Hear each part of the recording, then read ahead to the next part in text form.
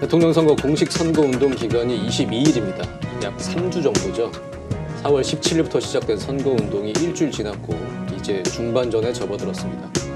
다음 주는 징검다리 황금 연휴라 이번 주가 마지막 슈퍼위크라고도 하는데요. 중요한 시기에 더정치에서는 각 당 캠프의 전략통 브레인 모시고 얘기 나누는 자리 마련했습니다. 오늘은 첫 번째 순서로 더불어민주당 선대위 특보단장인 민병도 의원 오셨습니다. 네, 안녕하세요. 예, 반갑습니다.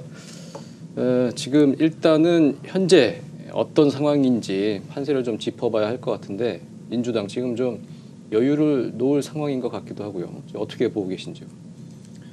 여론조사 지표상으로는 조금 여유가 생겼죠. 네.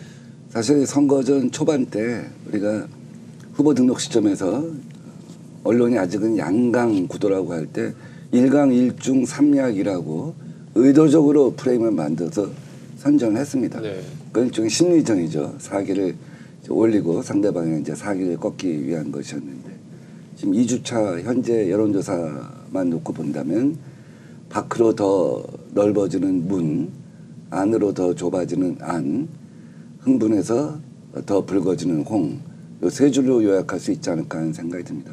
그러니까 문재인 후보는 5060 신중년층으로 지지세를 확대해가고 있고 안철수 후보는 중도층과 보수층의 이탈로 좁아지고 있고 홍준표 후보는 돼지흥분제 사건으로 반전의 계기를 찾지 못하고 흥분되어 있는 그런 상황이라고 요약할 수 있겠습니다. 네. 5060도 지금 문재인 후보 쪽으로 조금 지지가 좀 올라가고 있는 건가요? 사실 공식 선거운동 시작 전에는 50대의 지지율이 굉장히 불안해 보였습니다. 네.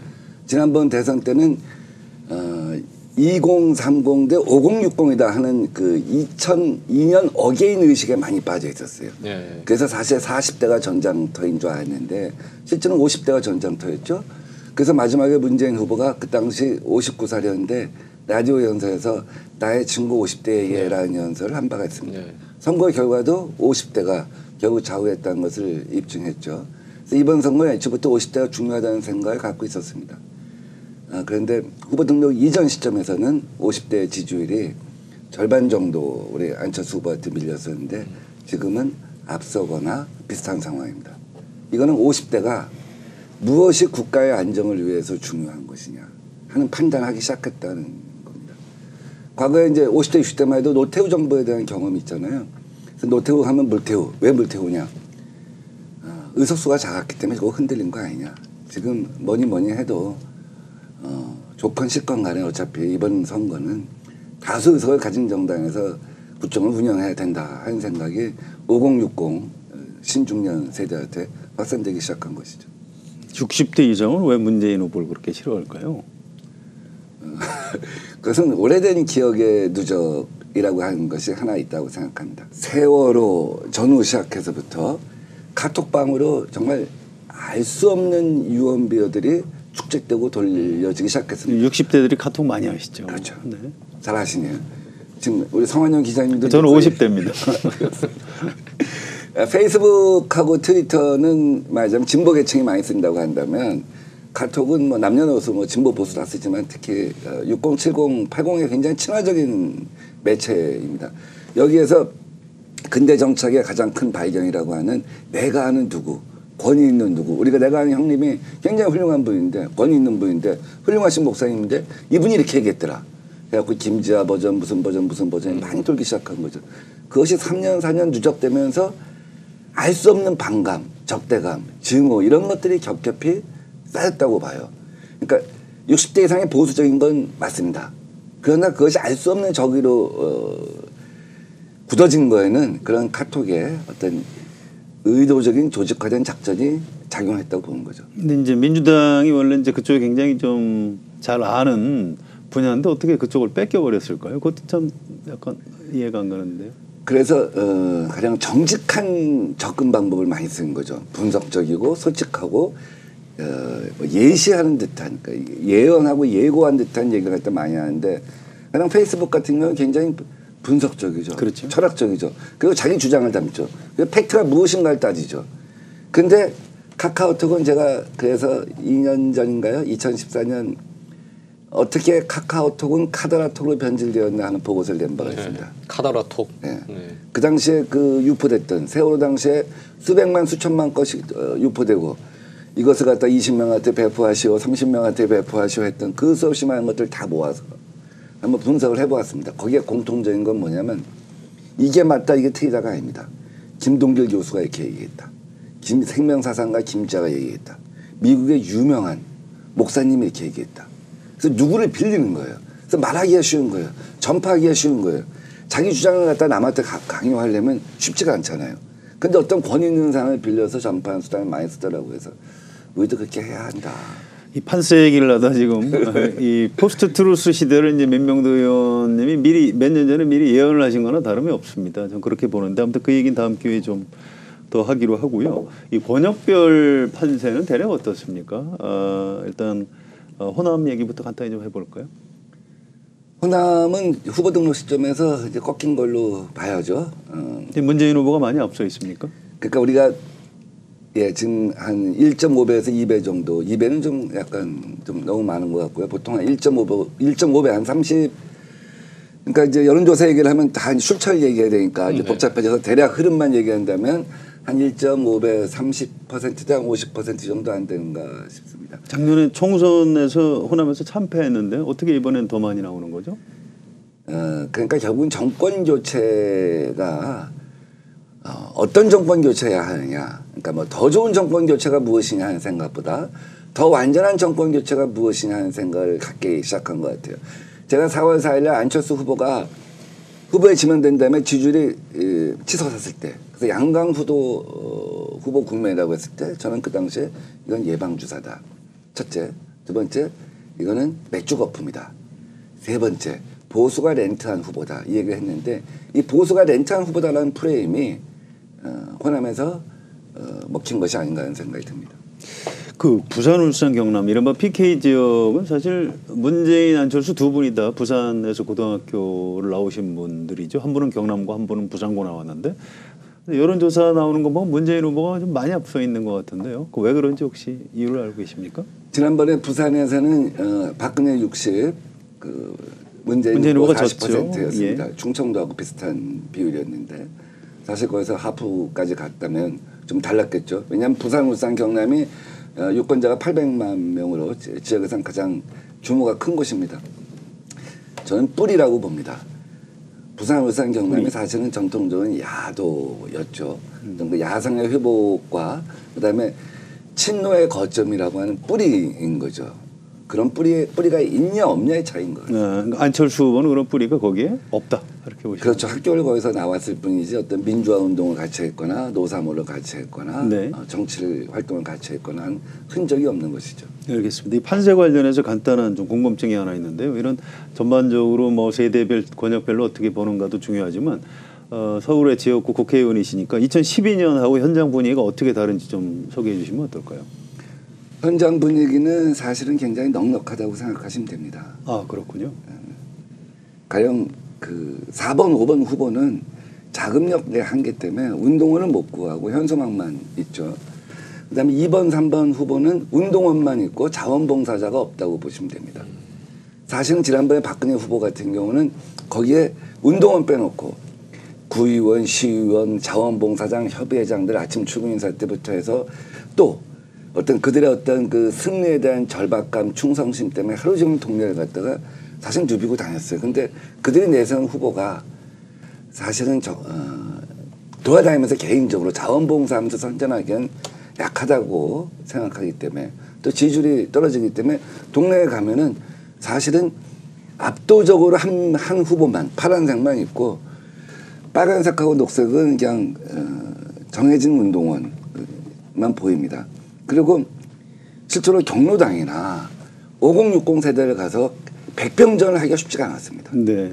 선거는 그 B52 같은 후보의 공중전. 그래서 구름같이 많은 군중이 모여서 거기서 부궁성애가 되고 거기서 논리를 익혀서 방언이 터져서 나가는 게 하나가 있고 동네 뒷골목과 미장원과 경로당에서 백병전 하는 게 중요하죠. 예. 이게 표를 긁어 모으는 거거든요. 지금 백병전이 괜찮은가 보죠? 이 백병전을 하기가 쉽지 않습니다. 사실은. 과거에는 쉽지 않았는데. 2012년인데 팽팽하니까. 예.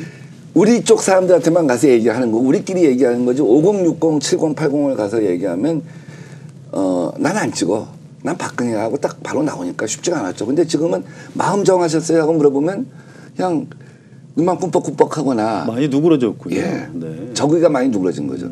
들어보려고 하는 거죠. 무슨 얘기를 하려고. 그래서 미장원 가서 할머니들 또 동네 경로당 가서 어머니들 한 번만 더 생각해 보세요. 40석 된 정당을 갖고 내일 인수위도 없이 청와대 들어가서 나라를 시작한다고 해봐요. 만약에 북한이 핵실험하면 어떻게 하겠어요? 나라 흔들려요. 40석 갖고 어떻게 나라 이끌어요? 그러지. 우리도 마침 그 얘기하고 있었어. 네. 이게 바로 반응이 나와요. 굉장히 설득력이 있으시네요. 지금 제가 막 마음이 움직이고 있습니다. 그런 얘기를 들으면 찍을 것 같아요. 어머니 좀 미워할 수도 있지. 예. 문재인 후보 미운 점도 있고 못 믿어온 점도 있을 거예요. 저도 때로는 그렇게 생각한 점도 있어. 그렇죠. 비주얼이셔. 그러나 생각해봐요. 본인 말씀이 아니시고. 아니 그러니까 더 설득력이. 그렇죠. 예. 어머니 우리 동네 가면 특히 아니 당신은 홍준표 그랬는데 홍준표 나오는데 왜 당신은 안 나왔어? 당신 나왔으면 내가 찍었을 걸. 알았어요, 어머니. 아, 그 지역구가 그렇죠. 네, 그 알았어요, 후보가. 어머니. 전 제 지역구에서 홍준표 현수막을 제 인생에 다시 볼 거라고는 상상을 못했어요. 아마 대부분의 우리 동대문 주민도 비슷할 겁니다. 근데 어머니 생각해 보세요. 그쪽엔 120석이잖아요. 저쪽은 국정 경험 있는 사람 몇 명 있습니까? 대부분 초선이고 국회의원들 다 호남에 있잖아요. 근데 여기는 그래도 어머니가 좋아하는 민병주도 있고 이 사람 저 사람 생각해 봐요. 120석이 되면 집단 지혜를 모아서 갈 수 있잖아요. 아니 그러지. 우리 아들도 그렇게 얘기하대. 네. 그렇게 먹힙니다. 근데 과거에는 정말 충성심이 너무 강하기 때문에 박근혜 후보에 대한 충성심이 너무 강하기 때문에 네, 그렇군요. 이게 설득이 되는 게 아니라 가면은 바로 논전이 되는 거죠. 싸움하고. 네, 예. 그러고 끝나는 거죠. 근데 지금은 듣는다는 거죠. 5060 세대가 마음을 열고 듣는다는 거죠. 그럼 3040 세대는 어떠냐? 가령 유치원 사건 갖고 저거 봐요. 경험 없는 의원들 한두 명, 상임위 한두 명밖에 없는데 거기는 그 사람 얘기 듣고 정책을 펼치다 보니까 하루아침에 지지율이 5% 바닥나지 않습니까? 그런 거예요. 그렇군요. 근데 남북관계나 국제관계를 거기에 경험 없는 의원 한두 명 얘기 듣고 했다가 이건 지지율이 떨어지는 게 문제가 아니라 나라가 무너져요 하면 아 그러네. 설득이 된다는 거죠. 하여튼 2012년에 비해서 굉장히 현장 분위기는 지금 괜찮다 이제 이렇게 전달을 해주셨고요. 그 예상했던 대로 이제 과거 이제 과거 여당 중에 이제 보수 성향 정당에서는 색깔론들 들고 나와서 이게 얼마나 먹힐까 좀 갸웃갸웃 했는데요. 뭐 송민순 전 장관 문건 파동도 있고 뭐 잘 안 먹히는 것 같아요. 이렇게 분석을 해보면 왜 색깔론이 위력을 잃은 걸까요? 우선 이제 고장난 축음기 같은 거죠. 고장났다. 너무 오래됐다. 네. 오래된 레파토리 같은 거죠. 하고 또 하고 반복하고. 네. 그다음에 그 자체를 이해하기가 쉽지가 않아요. 날짜가 16일이든 18일이든 뭘 갖다 설명해서 송민순 전 장관 예. 얘기하는 거요? 예. 그걸 받아갖고 대중의 언어로 극장에서 시장에서 주막집에서 싸우는 논전으로 쓰는 무기로서는 굉장히 약해요. 두 번째는 그렇다는 것이고요. 네. 첫 번째는 고장난 레퍼토리, 예. 죽음기. 두 번째는 논리로서 설득하게 한 문장으로서 가서 싸우기에는 너무 논리 구조가 복잡하다. 세 번째는 이게 제일 중요한 건데요. 그렇기 때문에 오히려 그것을 쓰면 쓸수록 더불어민주당이 필요하다는 생각을 해요. 이게 무슨 말씀이시죠? 안보가 심각하다. 북한이 핵을 갖다가 6차 핵실험을 할 것 같다. 미국이 선제 타격을 할 것 같다. 그래요? 그러면 이걸 돼지 후보자한테 맡길 겁니까? 이 나라를? 이 위험한 순간에. 네. 아니면 40석 미니 정당 초보 운전한테 맡길 겁니까? 이럴수록 120석 정당한테 나라를 맡겨야 한다. 안보 보수 프레임을 들고 나오면 나올수록 40석 미니 정당은 존재가 없어지고 오히려 120석 정당에 대한 맞아. 못 믿었지만 저희가 더 낫지 않을까? 하는 생각을 하게 된다는 거죠. 네. 근데 송민수 문건 같은 경우에는 안보 문제를 북한에 물어보고 앞으로도 계속 할 거냐 이렇게 한 문장으로 간명하게 문제 제기가 될 수 있는 거 아닌가요? 그건 우리 김태규 선생님 같이 이제 사실 지식인 사회 우리가 페이스북에서 노는 세계하고 또 지식인 세계하고 백병전의 세계는 굉장히 다릅니다. 그 백병전의 세계에서는 그렇게 많은 팩트들을 갖고 나열하지 않습니다. 시장에서 예. 어느 후보가 미세먼지 같고 공약이 더 우세한 것 갖고 논쟁을 하지는 않습니다. 이미지나 태도나 믿음, 신뢰 이런 것들을 갖고 해요. 그러니까 주요한 무기를 무엇을 갖고 삼냐 하는 거거든요. 그러니까 거꾸로 이렇게 말할 수는 있겠죠. 그 사람 말 자주 바꿔. 이렇게 얘기할 수 있어요. 네. 시장에 가서 보면 어르신들이 하는 60, 70, 80 세대에서는 송민순 사건이 뭐 어떻고 저떻고 하는 것보다 말을 자주 바꾼다는 말로 한마디로 압축을 하는 경우가 많아요. 근데 그건 저는 뭐 그 경우도 그렇지 않습니다. 민주정부 10년 동안은 연평해전에서 싸워서 승리했고 월남전 항구점 참전한 사람들 수당 주기 시작했고 자체적으로 해군 전함 개발하기 시작했습니다. 박근혜 이명박 정부 10년 동안은 천안함 포침당하고 연평대 포격당하고 수없이 많은 방산비리로 수없이 많은 별동 구속되고 튼튼한 정부 민주정부 믿어주세요. 그렇게 반박할 수 있는 여러 가지 팩트들이 많이 이미 확보돼 있는 네. 상황이군요. 거기다가 이제 120석이라는 의석수 자체가 굉장히 이제 안정감을 주기 때문에 이 문제를 제기하는 쪽하고 관계없이 40석에 불과한 국민의당보다는 이제 더 유리해지는. 그러면 전통적으로 가령 황교안 권한대행이 나왔다. 네. 그러면 보수가만 굉장히 지금보다는 큰 폭으로 단결되고 맞아. 북한 핵이 위험할수록 황교안 같이 공안통이 나라를 다스리는 게 필요해. 이렇게 해서 양강구도가 될 수 있을지 모르지만 이것을 제기한 보수정당은 올라가지 못하고 네. 이것을 제기한 것만큼 중간에 있는 당은 내려앉는다는 거죠. 그렇죠. 거기서 반사이득을 얻는 거는 이 더불어민주당이라는 거죠. 구도 자체가 그러니까 색깔론이 먹혀들기 좀 어려운 구도라고 보면 되겠고. 네. 지금 앞으로 판을 흔들 변수가 뭐가 있는지 생각을 해보면 뭐 어제 심야 의총이 있었죠. 바른정당에서 단일화를 추진을 하겠다. 유승민 후보의 의사와는 상관없이 그 얘기가 일단 먼저 나왔습니다. 단일화 이게 가능할까요? 단일화는 안 되죠. 왜냐하면 안철수 후보가 사퇴할 이유는 없죠. 그는 정치적으로 이미 절벽에 가 있는 거예요. 그러니까 그의 사퇴는 가능하지 않은 거죠. 유승민 후보요? 안철수 후보는 사퇴할 리가 없죠. 네. 예. 그럼 유승민 후보가 사퇴하냐 홍준표 후보가 사퇴하냐의 문제입니다.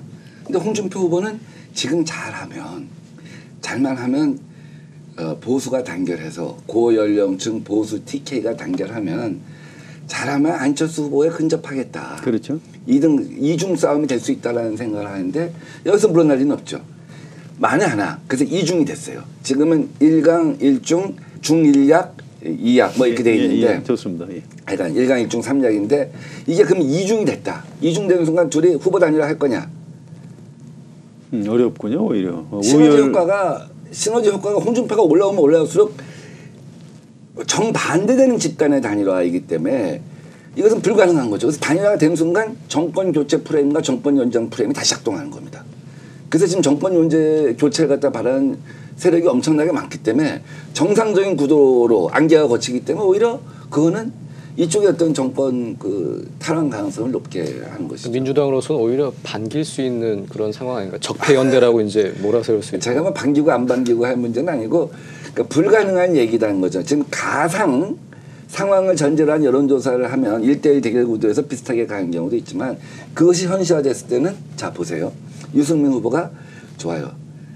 바른정당이 국민의당하고 하나가 됐다. 그러면 바로 TK 지역에서는 배신자 프레임에 안철수가 빠져듭니다. 안철수 후보가. 지지율이 내려가는 것이죠. 혹은 3자가 연대된다고 하면 정권 교체나 정권 연장이냐 이렇게 될 것이고요. 그래서 뭐 실제로 가상 여론조사하고 그것이 현실화됐을 때 사람들의 느낌은 다르다는 것이죠. 단일화가 그렇게 쉽게 될 것 같지는 않다. 그런 말씀이신 것 같고요. 현재 걱정은 이겁니다. 비문의 합계가 어쨌든 2, 3, 4, 5위 후보의 합계가 다 합치면 문재인 후보의 합계보다 높다는 것입니다. 그렇죠. 네. 지금 여론조사를 보면 리얼미터, 그다음 중앙일보, 그다음에 MBC, 뭐 프레시안 몇 개 조사에서 보면 대략 일치가 됩니다. 40, 30, 10, 5, 5입니다. 이것을 서울대 폴랩이 여기서 이것을 갖다 섞어서 유의미한 것들 묶어서 한 거를 보면 되게 또 비슷해요. 뭐 42대, 31대, 10대, 5 이렇게 나오거든요. 이 비문의 합계가 문재인 후보의 합계보다 높다는 것은 우리 입장에서는 항상 걱정하고 우려할 만한 요소이고 그렇죠. 또 가능하다면 승리를 할 때 문재인 후보가 얘기한 대로 모든 세대의 지지를 받는, 모든 지역의 지지를 받는, 그래서 정권이 안정되게 출범하기 위해서는 이것이 굉장히 굉장한 숙제이고 또 한편에서는 긴장할 수 있는 요소라고 보는 거죠. 예, 지금 자연스럽게 이제 문재인 후보 얘기를 좀 해야 될 것 같습니다. 전체 구도도 중요하고 뭐 그렇지만 결국 찍는 유권자 입장에서는 아까 말씀 문재인 후보가 대통령을 했으면 좋겠다 이렇게 해야 찍을 수 있는 것 같은데요. 자, 이제 확장성에 있어서 이제 약간 한계가 있다. 이건 뭐 당사자들이나 객관적으로 분석하는 사람들이 다 비슷하게 생각하고 있는데요. 어쨌든 그 더불어민주당 국회의원으로서 보실 때 문재인 후보가 대통령이 되긴 될 것 같은데 과연 잘할 수 있을까 이런 의구심이 아직도 유권자들이 많이 가지고 있는데 어떻게 좀 설명하시겠습니까? 저는 확장성 문제는 예. 이제 그 비판은 그렇게 유효하지 않다 하는 생각을 합니다. 좋습니다. 그러면 문재인 후보가 대통령을 잘 할 수 있다고 확신하세요? 우선 그 문제 마무리. 좋습니다. 예. 그러니까 왜냐하면 신중년 5060에서 지지를 얻기 시작했다 하는 것은 예. 그 확장성을 갖다가 갖기 시작했다는 돌파하기 거죠. 시작했다 그런 얘기네요. 그러니까 문재인 후보의 지지자는 고체고 안철수 후보의 지지자는 액체라고 하지 않습니까? 예. 이 고체가 이제 새로 고체 위에 새로 이제 물이 얹혀지기 시작했다 하는 거고요.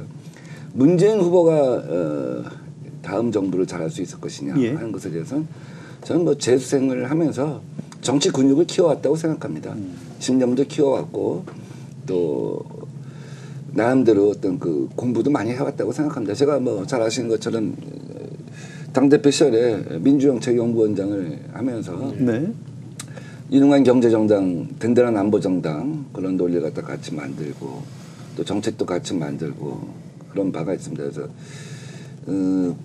A부터 Z까지 일단은 기본 학습은 되어 있을 뿐만 아니라 방과후 학교까지도 제가 보면은 되어 있다. 예. 그 이제 재수생이 가는 여러 가지 강점이 있고요. 또 정책에 있어서 어떤 장점이 있다는 건 이제 사람들이 다 알고 있는데 어쨌든 정치가 대통령 자리가 또 이제 정책하고 정치하고 결합을 해야 되는 거고요.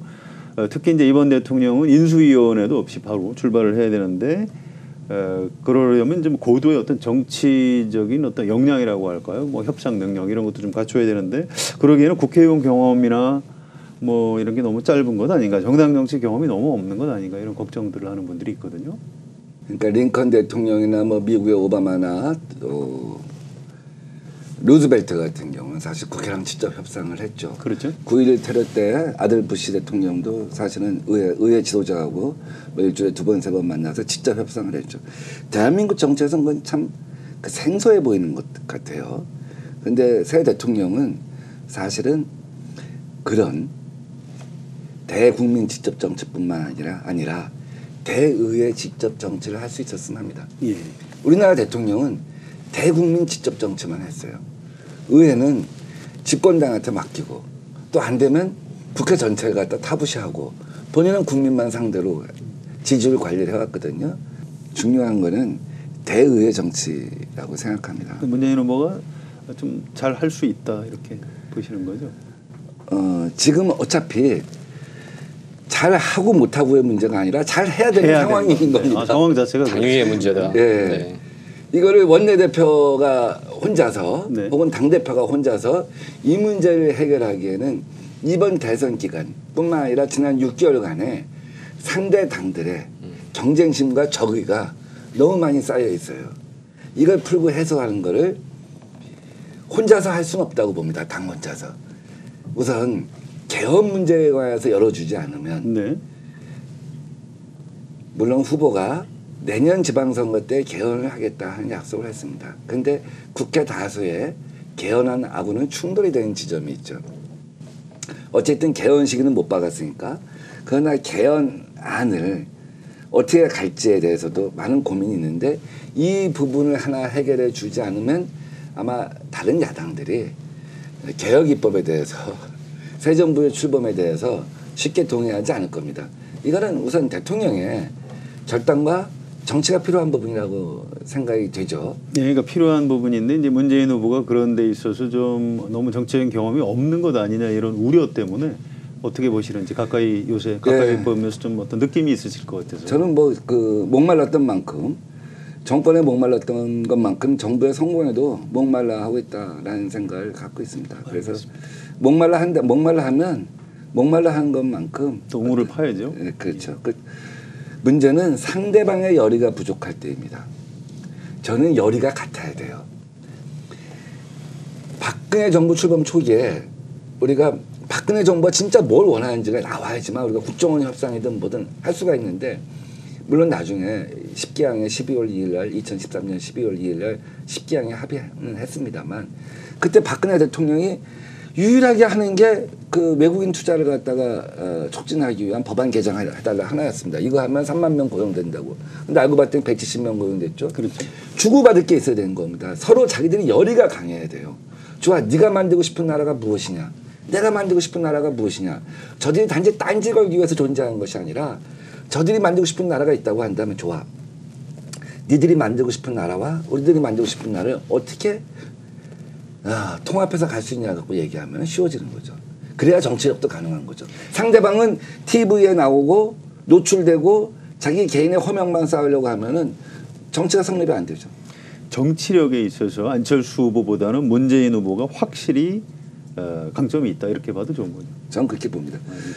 제가 안철수 후보하고 2014년 3월 1일 날 3월 2일 날 통합 발표 직전에 같이 그 통합 협상도 그렇죠. 해보고 논의도 해보고 또 지난 총선 직전에 안철수 후보의 거취 문제에 대해서 또 문재인 당대표의 거취 문제에 대해서 얘기를 해 본 바가 있습니다. 그러나 지금 그 정치적인 근육을 쌓았을 뿐만 아니라 정치적인 어떤 그 직감, 통찰력을 쌓은 데 있어서도 문재인 후보가 더 열심히 노력했다고 생각합니다. 네, 그런 내용 좀 연장해서요. 그 대선 후보로서의 안철수 어떻게 좀 간략하게 총체적으로 좀 평가를 좀 해주신다면요. 얼마 전에 중앙일보 기사를 보니까 안철수 후보의 책상 위에 3권의 책이 있다고 하더라고요. 카이스트에서 나온 대한민국 미래전략 보고서, 그다음에 민병두의 새로운 진보 정치, 또 한 거는 기억이 안 나는데 제가 기억하는 거는 그 중에 이제 공정성장이라는 부분이 있습니다. 소득주도 성장은 이제 문재인 후보 거고 네. 두 번째가 공정성장이고 세 번째가 일자리 성장, 복지 성장, 복지가 일자리라는 개념인데 이거를 첫 번째 우리나라 정책 에스폴려면서 3일을 하면서 문재인 후보가 첫날 소득주도 성장, 두 번째 안철수 후보가 공정성장, 세 번째 날 박원순 안희정이 일자리가 복지다 하는 개념으로 주제 발표를 하게 했었습니다. 근데 두 번째 게 사실은 그 책에 잘 어떻게 보면 요약이 되어 있는 셈이에요. 근데 그 당시에 공정성장이라는 걸 얘기를 하면서 저를 사전에 불러서 또 대표 연설 때도 불러서 자기가 논리를 이렇게 형성해 왔다. 이것에 대해서 허점이 있는지 또 조언할 부분인지 논의를 해달라 이런 얘기를 하더라고요. 그래서 지금 안철수 후보가 어떤 점에 있어서는 지금 여러 가지 자신 있게 얘기할 수 있었던 거는 자기 논리로 체화해 나간 그런 그 학습욕 이게 굉장히 강하다 하는 생각을 저는 갖고 있습니다. 좋은 정치인이군요. 예. 이번에 대통령 안 되면 다음에 될 수 있겠네요. 5년 후에는 이제 수없이 많은 또 세상에 그런 거예요? 세상에 어떤 그건 자기 노력의 문제인 것 같아요. 그러니까 안철수 후보도 이번에 어떤 그 정치적으로 성장을 하면서 이번에 결과적으로 본인과 문재인 후보의 대결 구도가 될 것이다라고 확신을 갖고 임했잖아요. 네. 물론 뭐 저도 작년 7, 8월부터 수없이 많은 예언을 했지만 대부분 저는 그 많은 예언에 있어서 어떤 시대의 흐름이 무엇인가 항상 고민을 하고 생각을 하고 말을 합니다. 그분도 그랬을 거예요. 어떻게 보면 이번 대선은 자기가 좋아하는 두 후보를 놓고 경쟁하는 것이 아니라 지난번처럼 문재인이냐 박근혜가 아니라 문재인이 이 나라의 대통령이 되었으면 좋겠다는 흐름과 문재인이 대통령 되는 것은 끝까지 저지하겠다는 흐름의 대결이고 그 마지막을 자기가 과실을 자기가 딸 것이라고 하는 것을 갖다가 파악을 했다는 것은 어쨌든 안철수 후보의 정치적 통찰력이 성장해 온 것이라고 볼 수 있겠죠. 반기문 총장하고 뭐 황교안 총리가 출마 안 해서 결과적으로 안철수 후보를 많이 도와준 거 아닌가요? 안철수 후보가 뭔가 노력을 해서 따낸 게 아니고. 그러니까 예. 제가 1월 1일 날 반기문 후보는 제2의 고건된다. 1월 1일 날 그렇게 미리 말씀하셨죠. 그 후에도 뭐 황교안 총리는 이번에 못 나온다 한 얘기를 많이 했는데 그게 결국 그런 얘기죠. 똑같은 말씀인데 그분들이 안 나와서 그 과실을 갖다가 온전히 가져갔다는 건 자력으로 된 것이 아니라 비문, 그러니까 비문의 흐름으로 설명할 수 비문의 있다. 그러니까 지금 우리나라 유권자의 흐름이 문재인을 지지하는 흐름과 문재인을 지지하지 않는 흐름이 있는 것이죠. 아주 역사상 드문 경우이죠. 김대중이냐 이해창이냐 노무현이냐 이해창이냐 이런 거였는데 지금은 문재인이냐 비문재인이냐 하는 그런 과정에서 그 마지막 결실을 가져온 거기 때문에 문제는 거기서 안철수 후보가 아직은 훈련이 덜 됐다는 거죠. 여기까지는 잘 봤어요. 전편까지는. 이 유권자의 흐름은 잘 봤어요. 그러면 후편 이걸 마무리하려면 아 맞아. 나를 지지하는 유권자의 속성이 이렇다고 한다면 나의 본선 스탠스가 어때야 하는가에 대해서 혼동을 한 거죠. 그래서 박근혜 사면 얘기를 했지 사드에 대해서 입장 번복을 했지 자꾸 코스프레를 하는 거죠. 자 2012년에는 딱 보수와 진보가 나눠졌습니다. 이 보수는 충성도가 엄청 강해요. 박근혜 지지하는 충성도가. 그래서 여기는 연지곤지 바른 거죠. 경제민주화 복지 확대. 연지곤지 바르고 넘어와도 여기서 이탈 안 하는 거죠. 자 지금 진보는 고체입니다. 문재인은. 보수는 망설이고 있어요. 못 믿어. 근데 안철수 후보가 자꾸 보수 코스프레를 하는데 이거는 자기의 고체가 없기 때문에 흔들려 버리는 거죠. 네. 예. 그런 부분이 좀 잘못. 좀 지금 현재 대선 전략에도 좀 마지막 부분이 좀 문제가 저분들이 있다. 다 아시면서 이제 지금 그 홍준표 후보 대선 후보에서 홍준표 후보 어떻게 보시는지 일단 뭐 지역구에서 한번 또 붙어보셨고 너무나 잘하실 것 같아요. 홍준표 후보는 이렇게 보셔야죠. 대통령 후보라고 써 있지만 다음 경남도지사 예비 후보라고 읽어야 한다. 그런 거예요? 예, 그렇죠. 뭐. 그러니까 사실은 다음 경남도지사도 하기 힘든 상황이잖아요. 그러니까 한사코 결사코 이번에 경남도지사 보궐선거가 없게 하는 거는 이걸 통해서 자기 상품성을 회복해서 경남도지사 선거를 다시 한번 도전하겠다 하는 것이죠. 네. 뭐 아마 수도권에는 웬만한 지역구에 가서 국회의원 하기 힘들 겁니다. 그러면은 경남에 가서 국회의원 한다? 그러기엔 다음에 1년 후에 경남도지사 선거를 나오는 게 낫죠. 네. 뭐 유승민 후보는 타겟팅이 잘못됐죠. 첫째 보수의 본집을 불태우고 나왔어야 되는데 그 본집을 불태우고 나왔어야지만 사실은 이번에 뭐 삼강부도 같은 걸 형성할 수 있었을 텐데 본집을 불태우지 못한 건 한계죠. 다음에 두 번째는 타겟팅이 잘못된 거죠. 어쨌든 한때나마 유승민 후보를 지지했던 유승민이 대선 후보 지지율을 상승했던 건 중도층에서 일정한 정도의 어떤 그 지지가 있었기 때문에 가능한 건데 지금 보수의 새 희망이라는 것을 갖고 보수만 갖고 싸우려고 하니까 구호가 너무 협소하다는 것이죠. 뭐. 심상정 후보는 사실 이번 딜레마죠. 아마 안희정 후보가 최종적인 후보가 됐다면 심상정 후보가 상당히 폭이 넓어졌을 수가 있었을 겁니다. 정의당이. 결국 저는 동반성장론을 얘기하는데 2004년 총선하고 2012년 총선 때 보면 민주당이 넉넉해지면 민주당의 상승기가 되면 유권자들의 마음이 넉넉해져서 그쪽에 진보 정당의 표가 늘어나는 거죠. 예. 지금 이제 결국 마지막에 아마 더불어민주당이 이 최종적인 마지막 깜깜이 여론조사 국면 들어가기 전에 최종적인 여론조사와 그때 어떤 대중의 심리 상태가 심상정 후보의 운신의 폭을 결정할 거라고 봅니다. 알겠습니다. 자, 민병두 의원님 뭐 당내 전략가로 잘 알려져 있는데 또 여러 가지 예언을 해서 항상 적중시키시고 자, 예지 능력 테스트를 좀 몇 가지 좀 말씀을 해주시면 선거 끝난 다음에 확인을 해보겠습니다. 득표율을 대략 어느 정도로 예상하십니까? 각 후보별? 투표율은 지금 여론조사에서 한 88% 90% 나오는데 반드시 투표하겠다가 네. 그건 대선 때는 10% 깎고 봐야 합니다. 총선 때는 20% 깎고 봐야 되는 거죠. 그러니까 70%대 후반 정도로. 예, 투표율은 그렇고 투표율은 득표율은 어떨까요? 득표율? 이거는 우리가 이제 선거 중반전이기 때문에 심리전적인 요소가 있습니다. 또 잘못 얘기하면 제가 끝나고 개인적인 얘기할게요. 우리가 가능하면 50%를 득표했으면 좋겠습니다만 50%? 현재 거를 그대로 오늘 만약에 선거를 한다고 한다면 네.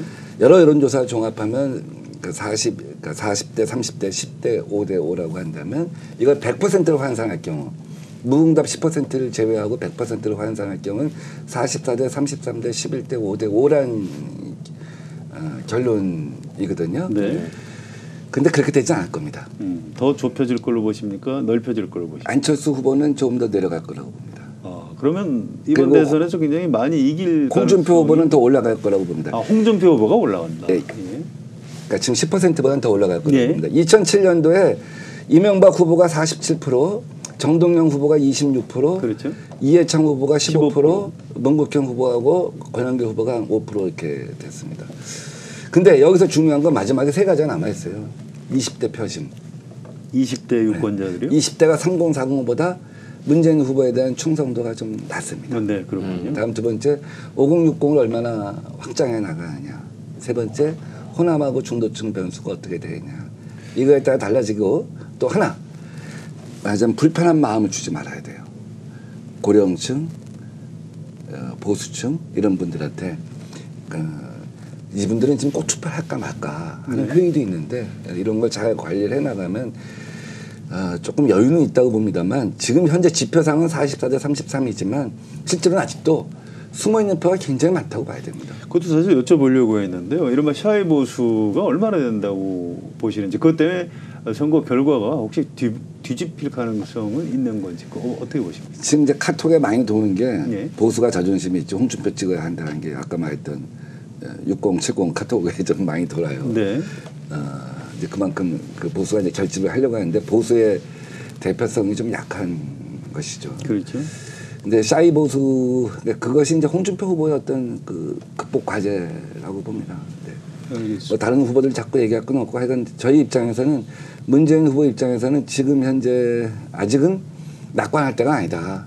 아까 그대로 환산한다면 44대 33대 11이지만 이것을 낙관할 수 없고 10% 차이는 언제든지 투표율이랄지 누가 투표하냐에 따라 달라질 수가 있기 때문에 저희는 마지막 결국 호소는 아직 우리가 낙관할 단계가 아닙니다. 여전히 긴장의 끈을 놓치지 않고 있습니다.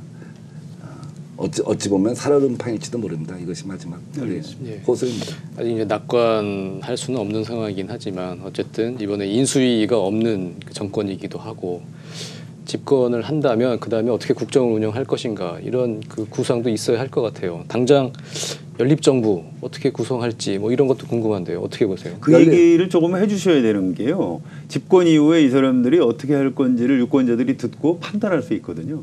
일종의 선거운동이라고 생각하시고 조금만 한번 풀어놔 주시죠. 지금 뭐 당의 통합정부위원회라는 게 네, 새로 생겼죠. 네. 네. 아마 그 연립정부보다는 이제 문재인 후보가 통합정부란 말 많이 쓴 것 같아요. 이제 이거는 과거에 우리는 국민의당은 형제의 당이었습니다. 우당이었습니다. 네. 이거 통합의 대상이었습니다. 연정의 대상이었습니다.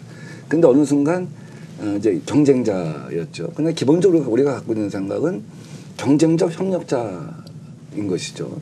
적폐청산을 하는 데 있어서는 경쟁을 하고 또 국정을 운영하는 데 있어서는 협력자라고 하는 생각을 갖고 있는 것이죠. 근데 새 정부가 출범했을 때 연정 협상을 만약에 한다고 쳐서 네. 그 연정 협상이 조기에 끝난다면 다행입니다만 이것이 3개월, 6개월 끈다고 한다면 새 정부가 흔들리겠죠. 그렇죠. 연정을 자리를 몇 개 나눠 갖는 걸로 하면 굉장히 불안해질 수밖에 없습니다. 가령 정의당이 연정을 갖다가 만약에 동의한다고 쳐서 노동부 장관, 환경부 장관을 했을 때 그들이 생각하는 정책의 수준과 다른 정책의 수준이 있을 수 있잖아요. 그렇죠. 또 국민의당이 생각하는 대북 정책의 수준이 다를 수가 있잖아요. 그래서 프로그램에 합의를 한 다음에 그 프로그램을 제대로 구사하는데 어느 당에 누가 맞느냐를 갖고 얘기를 해야 되는 거 아니겠습니까? 그렇죠. 그러려면 시간이 오래 걸릴 걸릴 수가 있죠. 네. 그렇다면 우선은 사실은 통합정부 같은 걸 생각해 볼 수가 있는 것이겠죠. 그래서 적재적소에 필요한 인물이 있으면 함께 하자 하는 것인데 이게 옛날에 노무현 대통령이 작은 민주당의 김효석 의원을 네. 교육부 총리를 갖다가 임명을 하려고 했는데 네.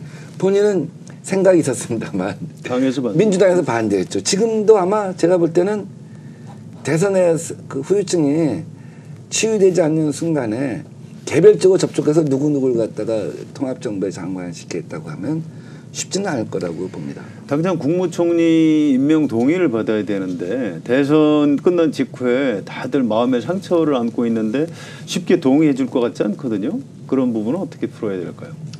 그래서 이제 큰 어떤 크게 어떻게 하면 그 야당을 갖다가 국정의 협력자로 끌어갈 것인가에 대한 대통령의 생각과 구상을 아마 취임사에서 충분히 밝혀야 한다고 생각합니다. 근데 이제 민병도 의원님 전망은 시간이 좀 걸릴 가능성이 높다.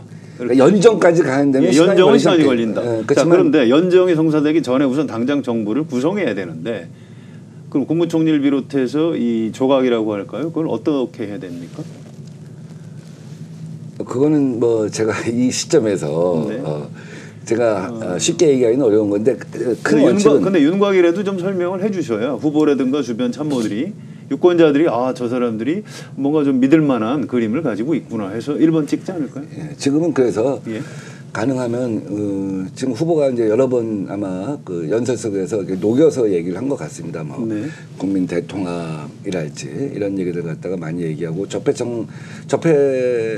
세력을 제외한 다수의 국민하고 연대해서 가겠다 하는 것은 그런 뜻으로 이해하시면 될 겁니다. 알겠습니다. 자, 남은 대선 기간의 어떤 그 캠페인의 방향이라고 할까요? 이게 좀 궁금한데요. 이제 지금 표현하신 뭐 적폐청산 내지 확실한 정권 교체, 좀 더 분명한 개혁 이쪽에 좀 무게를 두게 될까요? 그렇지 않으면 대통합, 뭐 통합정부, 연립정부 이런 쪽 화합 이쪽으로 무게를 두게 될까요?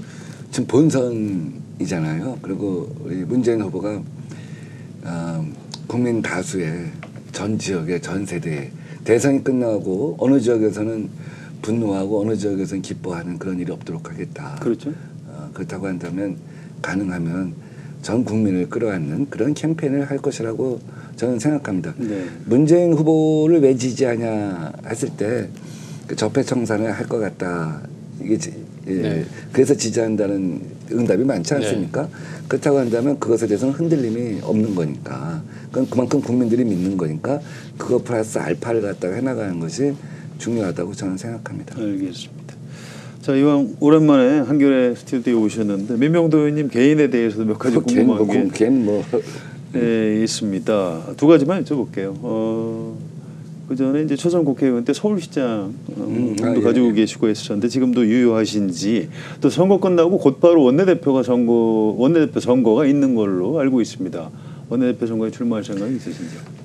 5월 9일 정권 교체 그 순간까지는 네. 뭐 다들 마찬가지입니다만 지금 뭐 아까 내가 어떻게 구성할 것이냐 하는 얘기도 잘 제대로 이렇게 설명을 못 드린 게 지금 어떤 그 미래 5월 9일 이후를 자꾸 얘기를 하다 보면 마치 승리가 목전에 있는 것처럼 김칫국 네. 뭐 보이는 측면이 있기 때문에 제가 굉장히 그 부분을 신중할 수밖에 없었던 거예요. 그래서 마찬가지로 5월 9일 이후에 무엇을 할 것이냐 하는 것에 대해서는 어떤 뭐 구체적인 자리를 얘기하는 것보다 네. 저는 정말 이 새 정부가 루즈벨트처럼 100일 플랜을 갖고 있는다든지 그러니까 미국에서는 루즈벨트 이후에는 첫 100일의 정치학이라는 게 생겼습니다. 과목 중에 하나가. 첫 100일 동안 노동법 개혁해서 노조 만들게 했죠. 은행 파산할 수 있게 해줬죠. 뭐 테네시강 유역 개발 등 그 사회 간접 자본 투자할 수 있게 해줬죠. 그걸 첫 100일 1차 100일 때 또 2차 100일 때 2차 루즈벨트 때 해놓은 거거든요.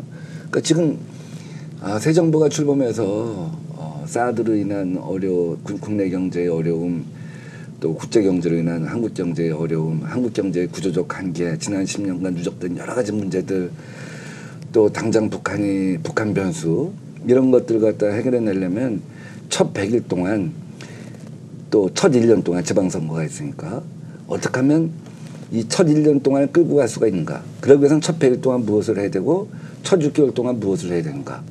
그래서 첫 100일 동안 가능한 다수의 국민의 어떤 지지를 얻어서 개혁 프로그램이 국민적인 동의를 얻어갖고 국회에서 관철될 수 있게 하고 또 그러면서 의회 정치, 대통령의 의회 정치의 어떤 새로운 시범을 갖다 모범을 보이고 뭐 이런 것들을 어떻게 할 것인가에 대한 설계 이런 것에 대한 고민이 저는 많아요. 네, 그런 설계를 해나가는데 민병도 의원의 역할이 있을 수 있다. 그래서 지금 저는 그런 설계도를 예. 제가 일찌감치 지난 1월 때부터 그런 설계도에서 고민이 많다는 얘기를 많이 했고 글도 많이 쓰셨죠. 제가 또 특보단장으로 들어갈 때도 예. 내 역할은 아마 이것이 아닐까 싶다. 그래서 뭐 그게 가능하다면 그런 보고서라도 쓰고 싶은데 이게 또 이 그런 보고서를 갖다 뭐 가령 공식 기구를 통해서 만든다든지 이러면 또 벌써 저 사람들은 김치국부터 마신다고 하니까 그냥 혼자 머릿속에만 있는 겁니다. 가지고 있고 대선 끝나면 곧장 뭔가 물건이 하나 나오겠군요. 대선 끝나면 뭐 대통령 바로 저 청와대 들어가시니까 만날 기회가 있을지 모르겠네요. 뭐 만나진 않더라도 준비해 준 걸 이제 전달을 할 수는 있겠네요. 뭐 하여간 근데 제 생각에는 이런 것들이 많이 이제 왔었는데 그것이 이제 후보의 생각하고 중간에 이렇게 맞춰보기도 하고 이렇게 연결해야 되는데 너무 다르면 사실은 의미가 없겠죠. 그래서 뭐 잘 모르겠습니다. 저 혼자 그냥 새 정부가 잘 됐으면 하는 바람으로 여러 사람 중에 하나로서 저도 한번 그런 레포트를 쓸 거고 다른 분들도 쓸 거고. 뭐.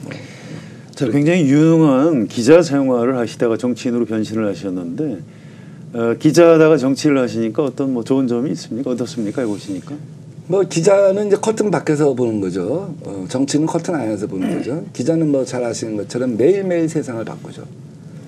1인 매체라고 할지라도 그 기사가 어디로든 반영이 되죠.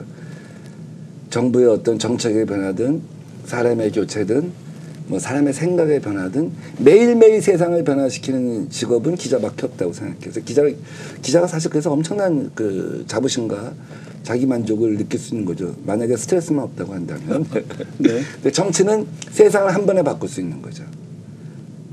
기자는 세상을 한 번에 바꿀 수는 없다고 봐요. 아주 예외적인 사건이 있을 수 있지만 예외적인 보도로 세상에 충격을 줄 수는 있지만 세상을 한 번에 바꾸는 건 어떤 정치 개혁을 하루아침에 한다든지 네.